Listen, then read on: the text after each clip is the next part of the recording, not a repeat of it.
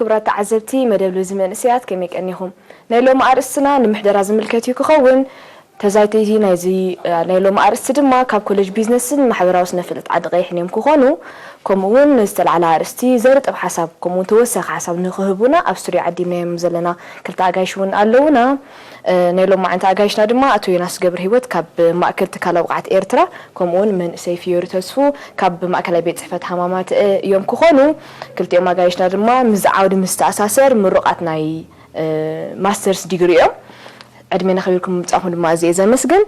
أقدم لكم زعبان محدرة بستخايل للزب ناب كولج قدم كسجركم كابتن مديسنا دما مسؤوم تعلان هقصينا مالتي كبرات تزاتيتي أبزنا يلومي عدمنا أخبيركم حسابات كتفسسوا بمتأكم بسمين بسم تعزبتنا كمسجناكم أفكر لي العلم زلنا رستي بزعبا محدران مريحنة مستتصنعوا زلهم عودي بيزنس مانجمنتن بيزنس ادمنستريشن كزامد زخيل يوزبل حساب علني ما بقسنا تقوم انتي منصف متان كوننا محدرة بعند رؤسه محدرة كبهال كلوس انتي مالتيو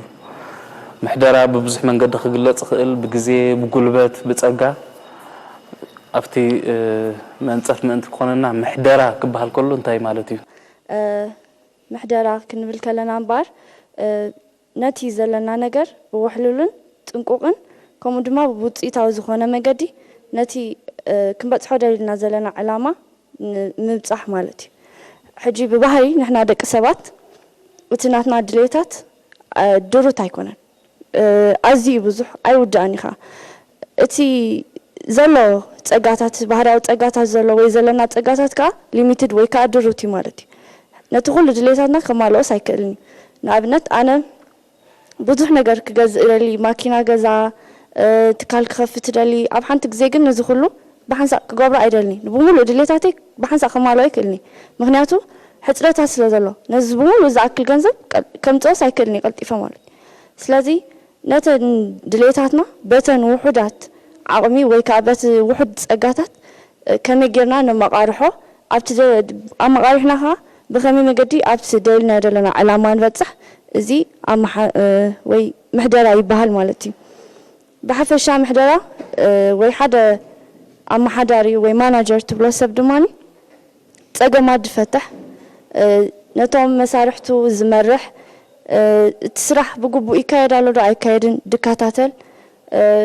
تي مسو تزقبع وسانتات قاعد وسن زي تي أما حداري وي مانجر يبهال مالتي مجمرت أنا زعج لسابكوني بدأم كمسكنكم يدلي بمقصال أبز توسخنا في بحسب مالتي أنا نمحدرة بسلسة مجد بسلسة أمبر كجلس أمر لهم مالتي تقدمي ودسب تكالاي عدمة ساسيكا تمكرو مالتي مناتو مانجمنت كنا نتلا زرزيرنا مان إيش منتي اللي إزمنا مالتي إذا أنتي نالبات محدرة كل سب كم حد رخلي قلنا أنتي يوم مالتي اتدليت لك بقعت كايد لك مالن ختم ما حدر سياسة محدرة كلنا ترى أخوينا تود سب تزلوا عدمة تمكرها خاني كم تعبوتات هزبلو كم مهر أمروز بهالمشال توسخنا يتمهرو أمره خلوا كلون نتزلك وحرات أجاتات بيت كازلوا أجاتات أما أعرف هتقومون ترى هنك تمكرانات كايد لك مالن كابتن سخجمر كلا تمرت أتحسكا نأمنت أب ساعة زي بتمع باله تمرت سلزمة نحن كم يجينا محلنا بتمرت زحال في محدرنا وصل لنا مالتي نز تمهرنا زلنا نز بتمرت تمهرنا محدرات تي نحن نوصل زلنا ناي حنقلاوي تمكرو مالتي إذا نوصل زلنا تمكرو خان أبي تخبئ الكلو إذا بحفشان تبهل مانجمنت مالت محدرات بهاي يسوع أب محدرة كل جزء أنت كخونا له أبزو وسن جزء مالت أب تكون جزء أبقون بوتا مخاني بقون عوسانة مالت بجيجا عوسانة زي كونه بقون عوسانة مودة أسخان من نتام حبرة سب مخان كابت زلهم أن منا ببرو بزحاشة كم عبروا لهم زخل يفتح يسقط متخلها محدر عليه قلت مالتي نعمت حدا نتايب لنا حدا صحفي مالتي محدرها زي بلوسب سديز خيدي بلنا تمام ولا نعمت أنا كم تمهرت أبزز اللي خاص عت كريان تلاقينا زبرت تمهري مالتي زبرت زخف مسنا خلك بهذا كاس ترى جزء حكي لهم نعمل تمهرة بزي كم سبوا كعند الرجال كم سبوا كزانا قاعدة اللي جن قاعد تمرتي يحزو تمرتي جن بدها تمرتين لا تمزن قاعد كايران تدخينه محدر أنا جزء اليوم هاتي بتزيد أغط كن ريان تدخينه ናብቲ ዓብ ከይከና ማለት እዩ ኣብቲ ዓብ እንተዳ መፂኻ ልክዕኹም ማለት እዩ ስለዚ ኣነ እንታይ ክድምድሞ ይደሊ ማለት እዩ ከምዚ ብራዚላውያን እዞም ከምኡ ከዓኒ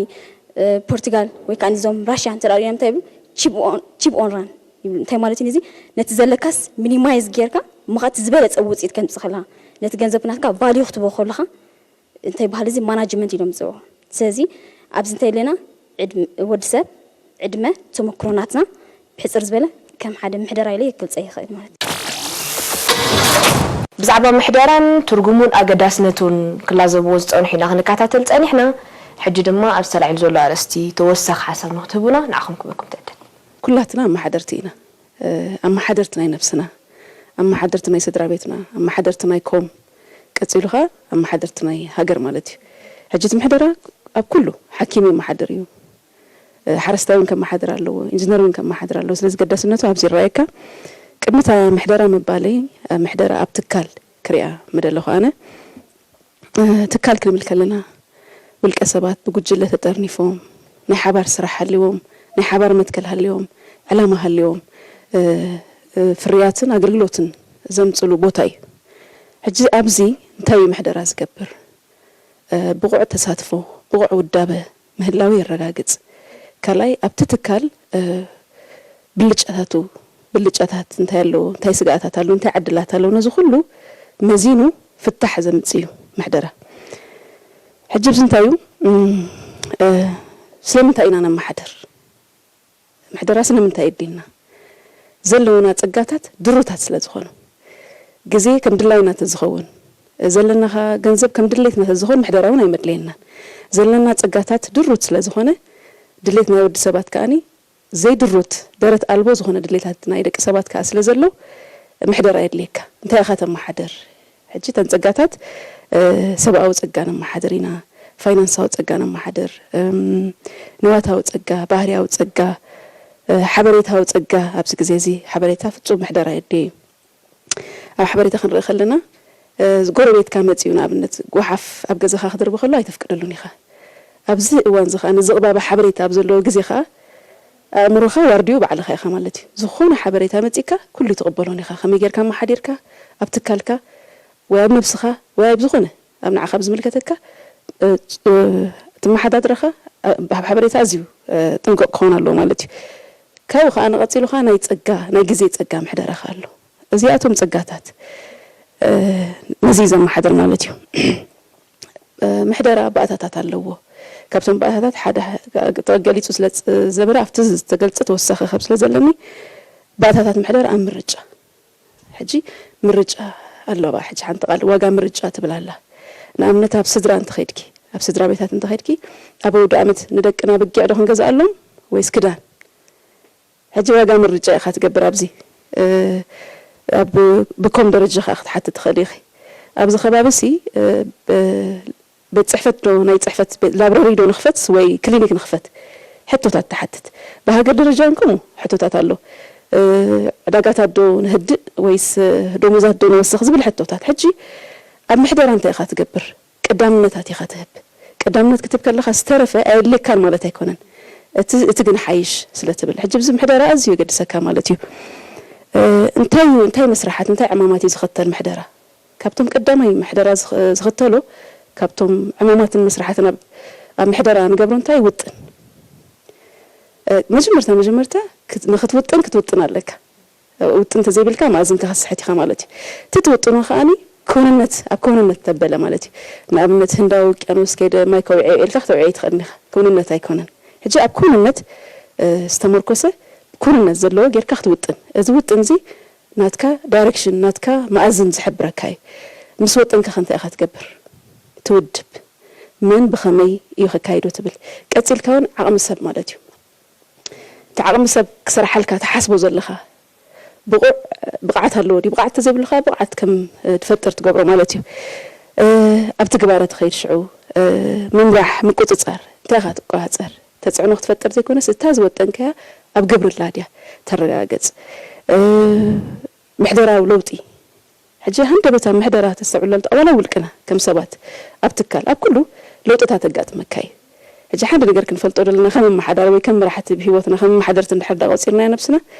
ዝኾነ ውጥናት ትጽሕፎ ኣብ እምኒ ኮንካ ትጽሕፎ ኣብ ጽላት ኣይኮነን ጽሕፍ ኣብ ወረቐት ሃንደበትነት እንተመጪው ተዓጻጻፍነት ክህልወካ ከም ዘለዎ ሕጂ ዝኹሉ በዚ ከምስታት ገልጾ ደለኹ ምሕደራ ማለት ኣብ ጉዳይ ምሕደራ ኣብ መንእስያት ሰራሕተኛታት ድማ እንታይ ትጽቢት ይግበረልና ኣብ ዝብል ዛዕባ ተላዘቲ ናይ ኮሌጅ ማሕበራዊ ስነ ፍልጠትን ቢዝነስን ዓዲ ቀይሕ እውን ተላዚቦም ኣለዎ ሞ ናብኦም ከስክረኩም ነዚ ኣለሊናያ ዘለና ምሕደራ ግቡእ ኣገባባት ተሓዛ ግቡእ ኣልያ ኣጠቃቅማ ክንገብር እንታይ ሜላታት ክንጥቀም ንኽእል ብፍላይ ከም መንእስያት ሕጂ ከም ዝብሎ ጽናሕና ምሕደራ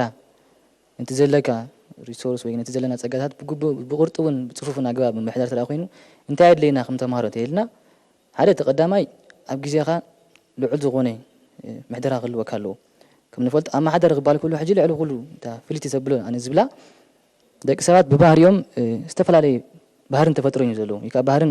ጠባይን ዘለዎም ነዚ ጠባይ እዚ ከዓ ብግቡእ ከተመሓድሮ ምኽኣል ኢኻ ምሕደራ ዝበሃል ማለት እዩ ስለዚ ክነዚ ክነመሓድር ተራ ኮይና ከዓ ሓደ ንገዛእስና ከም መራሕቲ ክንከውን ኣለና which means እዚ ክብል ከለኹ ማለት እዩ እቲ መራሒ ዝበሃል ዘሎ ቀዳማይ ነገር ንገዛእ ርእሱ ክመልኽ ክኽእል ኣለዎ ንገዛእ ርእሱ ኣመሓዲር ዝኽእል ተኮይኑ ከዓ ንኻልእ ከም መሓድር ዝኽእል ዓቕሚ ዘለዎ ማለት እዩ ስለዚ ናቱ ዓቕሚ ከዓ ሓደ ኣብ ግዚኡ ዝያዳ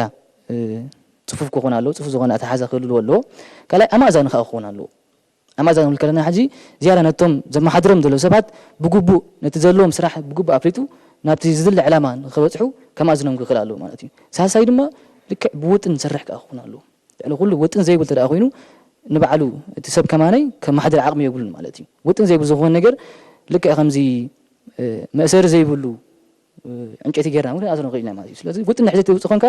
ዝኾነ ራእይ የብልካን ዝኾነ ዕላማ ዝኾነ ታሽሚ የብልካን ማለት እዩ ስለዚ ነዚ ኣብ ግቡእ ተደኣ ተምፅእ ኮንካ ከዓ ሙሉእ ውጥን ዘለዎ ኮና ማሕደር ዝበሃል ወይ ከዓ እቲ ማናጀር ዝበሃል ድማ ሕጂ ሓደ ራእይ ዘለዎ ኮይኑ ብግቡእ ከዓ ነዚ ራእይ ንክበፅሕ ከዓ ሙሉእ ውጥን ዘለዎ ጽፉፍ ዝኾነ ውጥን ዘለዎ ኮይኑ ክኾን ኣለዎ ዝብል ኣተሓዛለን ካልኣይ ድማ ሳልሳይ ድብላ ድማ ከም ግቡእ ክሕዛ ዘሎ ድሎ ሓደ ማናጀር ዝበሃል ድማ ኣማእዛኒ ኢልናዮ ውጥን ዘለዎ ኮን ከሎ ሳልሳይ ድማ ንኩሎም ኣተሓጋዚ ከምዚ እንታይ ንብሎ ምትሕጋዝ ምክልና ሲ ኣብ መንጎቶም ሰራሕተኛታትን ኣብ መንጎቶም ኣስራሕትን ዝግቡእ ዝኾነ ምትሕባር ከምኡ ድማ ምትሕጋዝ ከም ዝህሉ ክገብር ዝኽእል ዓቕሚ ዘለዎ ኢለ ዝኣምን ማለት እዩ ሕጂ እዚኦም ኩሎም ዝጠቓል ተደኣ ኮይኑ ድማ ሓደ እቲ መራሒ ዝበሃል ግቡእ ከም መሓድርን ክካይድን ዝኽእል ሰብ ኢልኻ ኣምነ ማለት እዩ ሕራይ ኣነ ክብሎ ዝደሊ እንተሎ ልክዕ መመላእታ ናቱ ማለት እዩ ከምቲ ክብልዎ ፀንሑኩ ሓቂ እንተኾነ ሓደ ኣመሓዳሪ ክንብሎ ንኽእል ሰብ ወይን ከዓኒ ምሕደራ ኣብ ግዜና ክኸውን ዘለዎ ነገራት ከማል እንድሕር ዳ ኮይኑ ሰለስተ ነገራት ተጠቓልል ማለት እቲ ሓደ ፍልጠት ክኸውን ከሎ እቲ ሓደ ከዓ ዓቕሚ ወይን ከዓ ብቕዓት እቲ ሓደ ከዓ ተመክሮ ማለት እዩ ሕጂ ሰለስተ ነገር ንሓደ ሰብ ከም ኣመሓዳሪ ክገብርኦ ክእላ ማለት እዩ ተቐዳማይ ብቕዓት ንብሎ ማለት ከመይ ገይሩ ናቱ ኣተሓሳስባ ኣበየናይ ደረጃ ኣሎ ከመይ ገይሩ ኸ ነቲ ዘለዎ ግዜን ጸጋን ከም ማቃርሕ ክእል ወይ ከዓ ከም ማሕደር ክእል ሓደ ብቕዓት ክህልዎ ኣለዎ እንደገና ብዛዕባ ምምሕዳር ኣካይዱን ጽልውን ድማኒ ሓደ ዕሙቕ ዝበለ ፍልጠት ክህልዎ ኣለዎ ንብል ማለት እዩ ተመክሮ ከዓ ኣብኡ ከዓ ኣገዳሲ እዞም ሰለስተ ነገራት ክመፁ ከለዉ ሓደ ሰብ ከም ኣመሓዳሪ ተባሂሉ ፅዋዕ ወይ ከዓ ከም ማሕደር ክእል ኣብ ዘመሓደሩ ነገራት ካኒ ዕውት ክኾኑ ማለት እዩ ውጥን ዝወጾ ከም ሓደ ናይ ኣመሓዳሪ ወይ ከም ማሕደር ዝተደለየ ነገር ኣካል ሲ ጉልበት ግዜ ጸጋታት ኣሎ ነዚ እንዲኻ ውጥን ተውጻሉ እዚ ግን ብኸመይ ኣገባብ ኢኻ ክትውጻሉ ትኽእል ናበይ ከመፅእ ደልየ ምስታ ነብሰ ምሕደራ ኣብ ናይ ሓደ መንእሰይ ወላ ከም ሰብ ነብሰ ምሕደርኡ ንዘለዎ ጸጋታት ህሉ ዓቕሙ ብኸመይ ወዲቡ ኣብ ውጥን እትዩ ዕውት ውፅኢት ክረክብ ክእል ኣብ ትብል ነጥቢ ሓሳባት ኣለኩም ኣብ ነብሰ ምሕደራ እንድሕር ዳ መፂና ተቐዳማይ ተጻራሪና ልማድ ልክዕ ከም ኣብ ሓደ ማሕረስ ኣተወ ፀሓያይ ከምኡ ክውገድ ክኽእል ኣለዎ ሕጂ ነዚ ኸነውፅእ እንድሕር ዳ ኮይና ገደብ እዚ ገደብ ዝበሃል እንታይ እዩ ዝገብር እንድሕር ዳ ኢልና ነቲ ዘየድሊ ወይ ከዓ ነቲ ኣንሕና ከም መባላሸው ግዜ ኢልና ንቆፅሮ ነገራት ንዕኡ ኣሕፂሩ ግዜና ብግቡእ ከም ነጥፍኦ ክገብር ይኽእል ማለት እዩ ስለዚ ገደብ ግዜ ቀዳማይ ኮይኑ ይመፅእ ማለት እዩ ኣብ ርእሰ ምሕደራ ቀዳማይ ገደብ ግዜን ምውጋድ ልምድታትን ብድሕሪኡ ድማኒ ሓደ ንጹር ዕላማ ክህልወካ ኣለዎ ክትበፅሖ ትደሊ ነገር እንድሕር ዳ ኣለካ ኩሉ ሻዕ ኣቢልካ ምብፃሕካ ይተርፈካኒ ስለዚህ ነዚ ነገር ዝኻኒ ሓደ ንጹር ዕላማ ኣብ ቅድሜና ኣቐሚጥና ክንከይድ ኣለና ማለት እዩ ድሌት ከዓ ክህልወና ኣሎ ድሌት ክንብል ከለና ሕጂ ዝኾነ ተበግሶ ከሎ ድሌት እንድሕር ዳኣ ዘይብሉ ክኸይድ ኣይክእልን እዩ ድሌት እንድሕር ዳኣ ሃልይዎ ግን ተበግሱ ናብ ዓወት ከብፅሖ ይኽእል ማለት እዩ ስለዚ እዚአን ሰለስተ ነገራት ከዓ ሓገዝቲ ኮይነን ስማዕኒ ሕጂ ምሕደራ ክንኮልና ገፊሕ ኣርእስቲ እንድዩ ብምንታይ ግን ይጅምር ብሎ ካብ ነፍስኻ ምምሕዳር ይጅምር ማለት እዩ ሕጂ ንኣብነት ንሕናስ ከም ናይ መጻኢ ማናጀራት ናይ ዝሃገር ወይ ትካላት ክነመሓድር ተኮይናስ መጀመርታ ነፍስና ኢና ክነመሓድር ደለና ነፍስኻ ተመሓድር ደለካ ፋይናንሻል ሪሶርስ ናትካ ትገንዘባዊ ዓቕሚ ናትካ ፀጋታትካ ገንዘብካ ኩሉ ነገርካ ኣብዚ ክተመሓድር ተጅምር እሞ ምክንያቱ ሓደ መራሒ ንብሎ ወይ ሓደ ማናጀር ንብሎስ መጀመርታ ኣርኣያ ይኸውን ደለዎ ነቲ ሰብ ኣርኣያ ይኸውን ተለዎ ከዓ ካብ ሕጂ ጀሚሩ እዩ ክለማመድ ደለዎ ነፍሱ መሓዲሩ ድሓር ከዓ ነቲ ትካል ከመሓድር ይኽእል ማለት እዩ ኣብ ጀነራል ሽዑ ክተመሓድር ምጀመርካ ከዓ ኣነ እንታይ ብል መጀመርታ ክትበፅሖ ትደሊ ታርጌት ክህልወካ ኣለዎ ምክንያቱ ትሰርሕ እሞ ኣብ ምንታይ በፂሕካ ኢልካ ነፍስኻ ክትግምግማ ትኾንካስ ነቲ ኣውፂኻ ደለኻ ዕላማይካ ትርኢ ደለካ ማለት እዩ ነቲ ዕላማ ክትገብር ከለካ ከዓኒ ነቲ ደለካ ፀጋታት እንዳመሓደርካ ትኸይድ ማለት እዩ ኣብ መወዳእታ ከዓ ነቲ ደውፅኻዮ መደብ ወይ ነቲ ክትሃርሞ ዝመደብካዮ ዕላማ እንድሕር ዳ ሃሪምካዮን ክትፈልጥ ኮንካ ከዓኒ ገምጋም ክትገብር ኣለካ ዓመታዊ ገምጋም ድዩ ወርሓዊ ገምጋም ድዩ ከመይ ይኸይድ ኣሎ ስራሕካ ገምጋምካ ኣብቲ ምምሕደራኻ ከዓ ኣገዳሲ እዩ ኢለ ሓስብ ድሮ ቀሪብኩም ኣለኹም ትምህርቲ ወዲእኹም ኣብ ስራሕ ዓለም ክትዋፈሩ ኢኹም ነዚ ዝሰነቕኩሞ ፍልጠት ብግብሪ ወላ እንተላ ኣብ ሂወትኩም ፀንቢርኩም ክሳብ ክንደይ ክንጥቀመሉ ኢና ኢልኩም ትትምነዩ ወይ ትውጥኑ ብኡ ጌርኩም ከዓ ከማኹም መንእስያት እንታይ ፅልዋ ክትሕድሩ ኢልኩም ተሓስቡ ኣነ ከም ኤደን ኣብዚ ድራቕ ካብ ተምሃርት ናይ ማኔጅመንት ኮይነ ወይ ተምሃርት ኮሌጅ ኮይነ ዝቀሰምኮ ተመክሮ ተሎ ናይ ግዜ ምሕደራ እዩ ሓደ ሰብሲ እንድሕር ግዚኡ ከም መሓደር ብግቡእ ክኢሉ ዝመፅእ ነገራት ኩሉስ ብኡ ይፍታሕ ሓደ ሰብ መጀመርታ ግዚኡ ከም መሓደር ኣለዎ ምክንያቱ ነፍሲ ወከፍ ደቂቕ ኣብ ሂወትካ ተዋሃበካስ ተመልሳት ኣይትመፀካን እያ ዋጋ ኣለዋ ማለት እዩ ሕጂ ግዜኻ ተመሓድር ኣለካ ካልኣይ ከዓ ናትካ ውሽጣዊ ብቕዓትካ ክሰርሕ ኣለካ ከምዚ ሞያታትካ ተግፍሕ ቋንቋ ትኽእሎታት ድዩ ወይ ክትፈልጦ ትደሊ ነገራት ብዛዕባ ዓለም ገለ ናትካ ውሽጣዊ ብቕዓትካስ እንዳዕበኻ ትኸይዱ እሞ ድሓርካ ኣብ ግብሪ ተውዕሎ ማለት እዩ እዚ ኢንጀነራልሲ ከም ኣብ ዝተወስዶ ቀንዲ ኤክስፒሪየንስ ወይ ተመክሮ ተሎሲ ናይ ግዜ ምሕደራን ናትካ ውሽጣዊ ብቕዓት ምምዕባልን ኣነ ክብሎ ዝደሊ እኳ ኣብዚኣ ከምዚ ሓንቲ ጠቕስላ ደስ ዝብለኒ ኩሉ ሻዕ ዝደጋግማ እንታይ ትብል ኣብ ነፍሲ ወከፍ ዕለታዊ ሂወትና 24 ሰዓት ኣሎ ማለት እዩ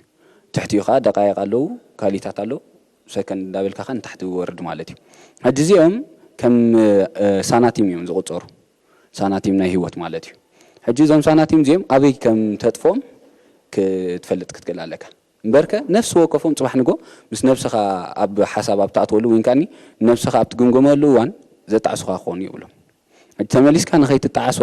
ኣቐዲምካ ክትረድኦ ኣለካ ማለት እዩ ስለዚ ነቲ ኣቐዲምና ክንረድኦ ዘለና ነገር ነቲ ዘለና ውሕሉል ግዜ ከመይ ጌርና ብውሕሉል ኣጠቓቕማ ተጠቂምና ኣብ ርእሰ መዓላ ነውዕሎ ማለት እዩ ኣብ ርእሰ ረብሓና ነውዕሎ ማለት እዩ ስለዚ ኣንሕና ከም ናይ መጻኢ ማናጀራት ወይንካ ኣመሓደርቲ ተሰሚና ክንከይድ እንድሕር ዳኣ ክንክእል ኮይና ቀዲምና ካብዚ ኣትሒዝና ዝሓዝናዮ ሰረት ኣሎ ማለት እዩ እሱ ከዓ እንታይ እዩ ንጡፍነት ውሕልልነት ኣድማዕነት ማለት እዩ ሕጂ እቲ ንጡፍነት ንጡፍ ኮይንካ ኣብ ዝኾነ ቀልጢፍካ ተዓፃፃፋይ ክትከውን ዝመፀካ ብድሆታት ብዘለካ ክትገጥም እንደገና ድማኒ ኣብ ወሰንቲ ዝበልካዮም ድማ ከም ሓደ ወሳናይ ኮይንካ ውሳኔታት ንክትህብ ማለት እዩ ሽዑ ኣድማዕነት ማለት እዩ ኣድማዕነት ከዓ ማዕረ ክንደይ እቲ ዝወሰንካዮ ውሳኔታት ኣብ ምፍራይ ማዕረ ክንደይ ኣፍራይነት ሂቡ ክንደይ ኣድሚዕካ ብኸመይ ከተኸይድ ኣለኻ ኣብ ገምጋም ነፍስኻ ገምገምካ ትኸይድ ማለት እዩ ሕጂ ነዚኦም ካብ ሕጂ ኣትሒዝና ኢና ንሰርሕ ኣለዎም ማለት እዩ ኣብ ግዜና ይኹን ኣብ ጉልበትና ኣብ ዝኾነ እንዳሰርሕናሎም ንመጻእኻ ካብዚ ብዓብ ተስፋ ንክንፅዕር ንምሕፀን እዛ ናይ መወዳእታ ሕቶ ከተኣሳስራ እንተ ደኣ ኮይነስ እንታይ ኣላ ደስ ትብለኒ ናይ ቀደም ንምሃር ነበርና መንእሰይሲ ይንቃሕ ይወደብ ይተዓጠቕ ትብል ቃል ኣላ ሕጂ ምዛ ናይ ዛና ኣና ኣርእስቲ ከተሓዛ እንተ ደኣ ኮይነ መጀመርታ ትነቅሕኻ ከምቲ ዝበልኮ ተመክሮ ዘይብካ ወላ ሓንቲ ክትገብር ኣይትኽእልኒ ኢኻ ሽዑ ትውደብ ስለምንታይ ኢኻ ትውደብ ተይዳና ኩሉ ግዜ እንታይ ዝሓበረ ህዝቢ ሲ ዓጋት የብሉ ንዝኾነ ነገር ክበፅሕ ወላ ሓንቲ ዓጋት የብሉ ስለዚህ ድማ ምስ ሰብካ ትውደብ ማለት እዩ ካብ ዝቐፂልካ ተዓጥቕ በእንታይ በቲ ተመኪርካ ደለኻ በቲ ካብቲ ሕብረተሰብ ዝወሰድካ ተመክሮ ተደሚሩ ማለት እዩ ተዓጥቕ ኣብ መወዳእታ እቲ ዕድቂ ግን ኣበይ ካብኻ እዩ ዝጅምር ሕጂ ኣነ ምስ ናይዚ ምሕደራ ከተኣሳስሮ እንተደኣ ኮይነ ኣነ ከም ተምሃሪት ከም ሊዳ ክገልፆ እንተደኣ ኮይነ ብዚ ተማሂረ ኣለኹ እቲ ክወዘ ዝግባኣኒ ተመክሮ ወሲደ ኣለኹ እቲ ክውደቦ ዝግባኣኒ ከዓ ወፅአ ምናልባት ቅድመይ ተመክሮ ዝወሰዱ ሰባት ኣለዉ ሓቂ ዶ ክሪኤ ቅድመይ ከመይ ገይሩ ዘይመሓድር ከም ዝነበረ ክሪኤ ለውጢ ዘድልዮ እንተደኣ ኮይኑ ክልወጥ ድልውቲ እየ ማለት እዩ ምክንያቱ ኩሉ ዚ ተምሃራይ ዝመሃር እንተደኣ ኮይኑ ወይ ከዓ መቲ መገዱ ዝፀርግ እንተደኣ ኮይኑ ለውጢ ንኸምፅእ እዩ ስእልካ ይኮንካ እንትመሃር ስለዚ ነቲ ዘሎ ለውጢ ከምፅእ ክፅዕር እየ ዝብል ኣነ ኣብቲ መወዳእታ ካንቲ ክዓጥቆ ዘለኒ ከዓ ንሱ እዩ ናይ መወዳእታ ራእይ ክበፅሑ ዝደሊ ምክንያቱ ሓንቲ መርከብ እንታይ ኩሉ ግዜ መጀመርታ ክትብገስ ከላ ዳይሬክሽን ተዘይብላ ማእዝና ይጠፋ ኣብ መወዳእታ ከዓ እንታይ ሓደጋ ይስዕማት ከቢድ ሓስጋ ይስዕባ ማለት እዩ እዚ ኣብዚ ናይ መወዳእታ ኣነ ከዓ ራእይ ክገብሮ ዝደሊ ከም ሊድያ ማለት እዩ እቲ ዓንተ ዝገለፅክዎ በቲ ተመክሮ ገይረ እቲ ዝሓሸ ለውጢ ከምፅእ ክፅዕር ዝደሊ መንእሰይ እየ ዝኣምን ማለት እዩ ተቐንዲ ኣብዚኣ መፅአ ከማኒ ዝዕለ ኩሉ ብዚኣ መፅአ ዝተምሃር ኩላ ኣብዚኣ ናይ ማናጅመንት ካብዚ ምሕደራ ከለና ተቐንዲ ዝተምሃር ኩላ ወይ ከዓ ልዕሊ ክትገብራ ዘለካ ብውጥን ምጓዓዝ እዩ ብውጥን ምጓዓዝ ኣብ ዝኾነ ይኹን እዋን ኣብ ሂወትካ ልዑል ዓወት ንኸምፅእ ዝሕግዘካ ዓይነት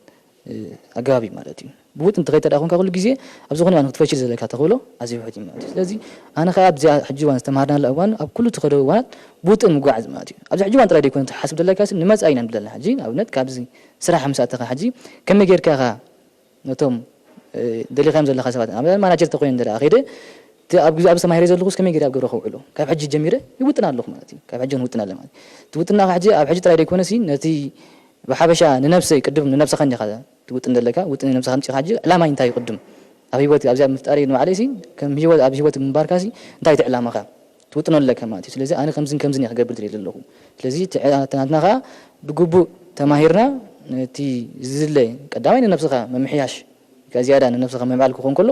ካልኣይ ንስድራ ቤትካ ሽዑ ድማ ፀኒሕካ ድማ ንሃገርካ ማለት እዩ ስለዚ ካብ መጀመርያ ካብ ሕጂ ጀሚርካ ንነፍስኻ ትውጥን እንተደኣ ኣለኻ ፀኒሕካ እውን ስድራ ቤትካ ድሕሪኡ ድማ ንሃገርካ ትውጥን ዘለኻ ማለት እዩ ከም ዕላማ ድማ ሕጂ ኣብ ዘለናዮ እዋን ብዙሕ ነገር ይፅበየና ዘሎ ንዓና ሃገር ኩልና ከም ንፈልጦ ኣባና ትምርኮስ ሕጂ ማለት እዩ ዝያዳ ትፅቢታ ካብዞም ምሁራት ዝበሃሉ ዝያዳ ከተበርክተላ ማለት እዩ ስለዚ ኣብ ሕጂ ጀሚርና ድማ ትውጥን ወይ ከዓ ዝያዳ ዕላማና ኸ ንሃገርና ምዕባል ክሳብ ዝኾነ ድማ ካብ ሕጂ ጀሚርና እውን ዝያዳ ንፅዕረሉ ዘለና እዩ ሽሕ እኳ ዋላ እቲ ምሕደራ ኣብቲ ትናትና ዓውዲ ብዛዕባ ምሕደራ ናይ ዋኒን ይኹን ግን እቲ ምሕደራ ምዃኑ እንደይተርፎ ዋላ ካብ ነፍስኻ ክጅምር ማለት እዩ ከምዚ ብምሎም ክብሎ ዝፀንሑ ዝኾነ ሓደ ሰብ ከመሓድር ተደኣ ኮይኑ ቅድም ነፍሱ ከመሓድር ኣለዎ ነፍሱ ከመሓድር ተደኣ ኮይኑ ከዓ ውጥን ከውፅእ ኣለዎ እዚ ውጥን ንብሎ ዘለና ሕጂ ኣብዚኣ ኣነ መብዛሕትና ንጥቀመላ ጥቕሲ እንታይ ኣላ if you fail to plan you are planning to fail እንድሕር ደኣ ውጥና ምውፃእ እንተ ደኣ ፈሺልካ ንፍሽለት ኢኻ ትውጥን ዘለኻ ማለት እዩ ስለዚ ኣብዚ ዓውዲ ካብ ንምሃር ወይ ካብ እዚ ትምህርቲ ካብ ንጅምሮ ወይ እዚ ዲፓርትመንት ካብ ንኣትዎ ማለት እዩ ብዛዕባ ውጥን እቲ ዘድልየካ ነገራት ከዓ ኣይናይ ምዃኑ ኣብ ምልላይ ይሕግዘካ ማለት እዩ ኢቨን መዓስ ግዜኻ ምስራዕ መዓስ ተፅንዕ መዓስ እንታይ ትገብር ኢቨን መን የድልየካስ ምስ መን ትኸይድ መን እዩ ከኽስበካ ድኽእል መን እዩ ከኽስረካ ኣብ ብዙሕ ነገራት ብቢዝነስ ዓይኒ ጥራሕ ደይኮነ ብብዙሕ ዓይኒ ክንጥምቶስ ክኢልና ይብል ኣነ ኣብ ስራሕ ዓለም ምስ ኣተና ከዓ ሆፍሊ ብዙሕ ፀጋታት እንዩ ዘለና ሕጂ ንዑስ ኣብ መቃሪሕና ክንብሎ ተስፋ ይገብር ማለት እዩ ራይ ኣነ ከም ሮቤል ማለት እዩ ክዛረብ ተረኣ ኮይነስ ካብዚ ትምህርቲ ወዲአ ኣብ ዝተመደብ ኩሉ ዓውዲ እቲ ኣነ ኮፍርዮ ዝግባአኒ ብግቡእ ከፍሪ ከም ዘለኒ ሓደ ክፈልጥ ኣለ ማለት እዩ እዚ ከዓ እንታይ እዩ ማናጀር እቲ ማናጀር ክገብሮ ዝግብኦ ምናልባት ሕጂ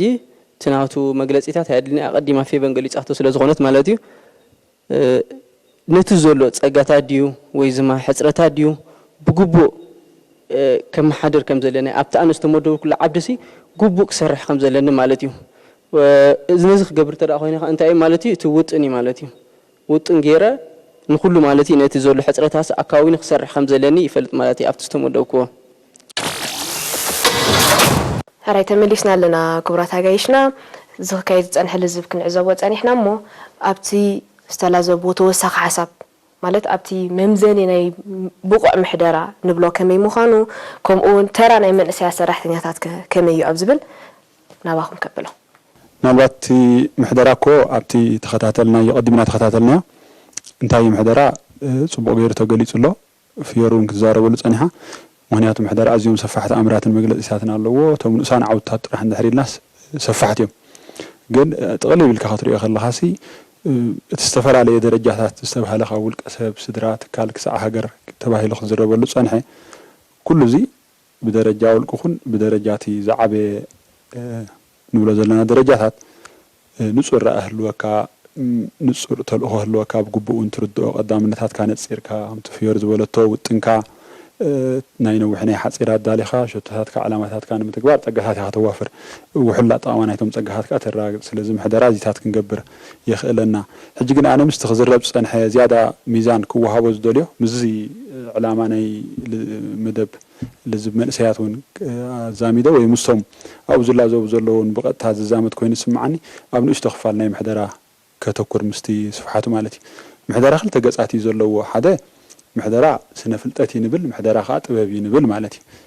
ሕጂ እዚአን ከም ዝኾነ ዓውዲ ማለት እዩ ከም ፖለቲካ ከም ቁጠባ ወይ ካልኦት ዓውድታት ብክልተ ገጻት ይቀውም እዩ ስለዚ ሕጂ ኣብቲ ጥበባዊ ሸነኻቱ ዝያዳ ከተኩር ዘለኣን እንታይ እዩ ጻዕዳን ጸሊምን ፍልሊ የብሉን ተመሳሳልነት ኣለዎ ግን እንታይ እዩ ስነ ፍልጠት ምሕደራ ወይ ቴክኒካዊ መድያቱ ኣብ ህንዲ ንኸይድ ኣብ ብራዚል ንኸይድ ኣብ ኤርትራ ንሃሉ ጅቡቲ ኢትዮጵያ ዳርጋ ሓደ ስነ ፍልጠት ምሕደራ ማለት እዩ ኣበዩ ፍልልይ ዝመጽእ ኣብቲ ጥበብ ምሕደራ ማለት ሕጂ እንታይ ማለት እቲ ስነ ፍልጠት ምሕደራስ ምስቲ ባይታኻ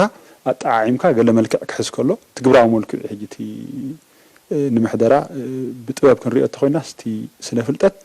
ምስ ባይታኻ ተጣዓዒሙ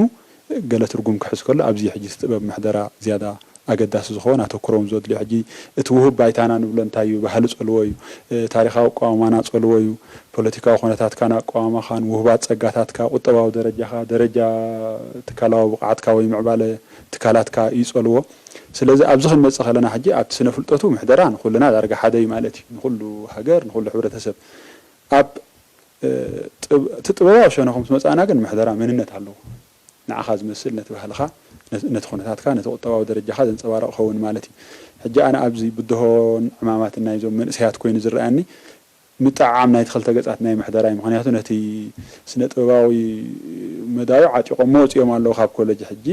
ምስቲ ባይታ ምጣዓም ኣብታ ጥበብ ምሕደራ እዮም ከተኩር ዘለዎም ምናልባት ናይ በይኖም ሓላፍነት ዘይክኸውን ይኽእል እዩ ናይቶም ኩለን ትካላት ናይቲ ሕብረተሰብ ስራሕ እዩ ግን ክልቲኡ ከዓ እቲ ጥበብ ምሕደራን እቲ ስነ ፍልጠት ምሕደራን ንብሎ ይመላላእ ቤትኻ ይራፀም እዩ ብፍላይ ተማሂሩ ንዝወፀ ነቲ ስነ ጥበብ ዓጢቕዎን ስነ ፍልጠት ዓጢቕዎን ዝወፀ ክራፀሞ ንኽእል እዩ ሕጂ እታ ባይታ ንዓኣ ምባል ምስኣ ምጣዓማ ነታ ምሕደራ ወሳኒት ሓንቲ ኣብነት ክህበኩምሲ ኣብ ምሕደራ ዓቕሚ ሰብ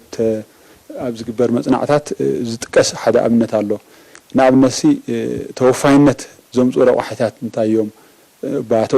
ኣፍራይነት ዘዕቢ ረቑሒታት እንታይ እዮም ኣብ ዝብል ንኣብነት ተወፋይነት እንድሕር ሎ ብትትካል ኣብ ኣባላቱ ኣፍራይነት ይዓቢ ፅቡቕ ሕጂ ነዚኣ ኣብታ ስነ ፍልጠት ፀገም የብላን ከምያ ብባህሊ ወይ ምስቲ ባይታ በቲ ጥበብ ክትሪኣ ከለኻ ግን ነዚኣ ኣሜሪካውያን ከመይ ገይሮም ሰርሑላ ቻይናውያን ከመይ ገይሮም ሰርሑላ ዓብ ፍልልይ ክመፅእ ይኽእል ማለት እዩ ንኣብነትሲ ኣብ ቻይና ዘሎ ሰራሕተኛ እንተደኣ ኣሰልጢንካዮ ትካላቱ ዋላ በዓል ጃፓን ገለውን ተመሳሳሊ ትባሃሎም ተሰልጢንካዮም ቶም ሰራሕተኛታት ውዕለት ይስምዖም ነቲ ትካልሲ ዝያዳ ናይ ምግልጋሉ ትካል ናይ ምቕፃል ስምዒት ሓድሮም በቲ ዝግበር መፅናዕቲ ኣብ ዓቕሚ ሰብ ኣተኲር ማለት እዩ በንጻሩ ኣብ በዓል ኣሜሪካ ከዓ እቲ ባህሊ ወይ እቲ መንነት ናይቲ ምሕደሮኦም ስለ ዝፍለ ምስቲ መንነት ናይቲ ሕብረተሰብ እውን ኣተኣሲርካ ስለ ትሪኦ ነቲ ሰብ ተሰልጢንካዮ ምናልባት ዝሓሸ ፍልጠት ዝሓሸ ክእለት ምስ ዓጠቐ ጠንጢንካ ናብ ዘዋፅኦ ናብ ናይ ንግዲ ትካላት ኮይንካ ናብ መወዳደርትኻ እውን ኸይድ ማለት እዩ ስለዚ እዚ እንተኾይኑ ተሓሳስብኡ እቲ ሰብ ከተመሓድር ከለኻ ኣብ ቻይና ከመይ ጌርካ ተመሓድሮ ወይ እንታይ እንተውፅኢኻሉ እንታይ ረብሓ ትረክብ ኣብ ኣሜሪካ እዚ ሕጂ እቲ ንምሕደራ በቲ ጥበባዊ ሸነኹ ክትሪኦ ከለኻ መንነት ኣለዎ ትብሎ ማለት እዩ ስለዚ ኣነ ምዞም መንእሰያታት ኣሳሲረ ክዛረብ እንተኾይነ እቲ ምምራቕ ፅቡቕ ነገር ሓቂ ካብ መዋእለ ህፃናት ጀሚርካስ ሓደ 18 ክሳብ 22 ዓመታት ዝፀዓርሉ ማለት እዩ እቲ ስነ ጥበብ ናይ ምሕደራ ስነ ፍልጠት ናይ ምሕደራ ንብሎ ዘለና ስለዚ ትምህርቲ ተመሪቕካ ዛዕባ ዓወት ክጽምበል ዘለዎ ግን ሕጂ ተምሃሮ ናይ ስነ ፍልጠት ምሕደራ ጸኒሖም ሕጂ ተምሃሮ ናብ ተምሃሮ ናይ ጥበብ ምሕደራ ናብ ዝኾኑሉ እዮም ዝሰጋገሩ ዘለዉ ኣነ በዚየ ዝሪኦ ስለዚ ኣብዚ ምናልባት ኣብቲ ገዛእ ርእስኻ ምዕባል ዝበለቶ ፍየሪ ኣብኡ ሕጂ ብዙሕ ክስራሕ ትድለ ሰለስተ ዓይነት ሰባት ኣለዎ በሃል እዩ ዘይተምሃሩ ዝተምሃሩ ተምሃሮ ብቐጻሊ ዝምሃሩ ማለት እዩ ኣብታ ዝተምሃሩ ጠጠው ተልካ ወዲእካ ማለት እዩ ሕጂ እዛ 18 22 ዓመት ጽዒሮም ዝበልናዮ ኣብ ጠጠው እንተኢሎም ስነ ፍልጠት ናይ ምሕደራ ጥራሕ ጠጠው ኢሎም ኣለዉ ኣብቲ ዝዓበየ ሸነኹ ጥበባዊ ሸነኹ ወይ ምስ ኩነታትካ ምጥዓሙ ኣይሰጉሩን ማለት እዩ ስለዚ ናብ ዘይውዳእ ትምህርቲ ተሰጋጊሮም ከም ዘለዉ ዝምውዳእ ትምህርቶም ሓደ ምዕራፍ ገይሩ ርእዮ ካብቲ ዛረቡ ነበሩ ስንቂ እዮም ዓጢቖም ዘለዉ እቲ ስንቂ ምናልባት ብምስራሕ ዘድልዮ እቲ ስንቂ ሕሩጭ እንተኮይኑሲ ናብ ገለ ከይተቐየረ ናብ ዝብላዕ ከይተቐየረ ትርጉም ኣይህልዎን ስለዚ በዚኣ ትርአ ኣገዳሲት ነገር ኮይና ትስማዓኒ እዚኣ ምዝ ዝተኣሰርስ ሓንቲ ዛንታ ነገረኩም ሓደ ሻሙናይ ክፍለ ከለኹ ቅድሚ 10 ዓመት ገለቢል ክኸውን ኣለ ማለት እዩ መምህርና ነገረናስ